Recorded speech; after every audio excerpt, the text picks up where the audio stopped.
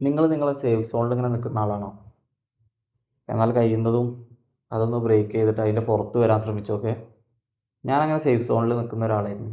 അതിന്നൊരു മാറ്റം വരണമെന്ന് വിചാരിച്ചിട്ട് ഞാൻ ആദ്യം ചെയ്തത് ഒരു റൂം എടുത്ത് അതിൽ എനിക്കൊരു സ്റ്റുഡിയോ സെറ്റപ്പ് പോലെ ഉണ്ടാക്കണം. എനിക്ക് കുറച്ച് വർക്ക് ചെയ്യണം എന്നൊക്കെ വിചാരിച്ചിട്ട് ഞാൻ എടുത്ത്. എന്താ വർക്ക് ചെയ്യുക, എങ്ങനെയൊക്കെ ചെയ്യുക എന്നൊന്നും ഞാൻ അപ്പോൾ ആലോചിച്ചില്ല.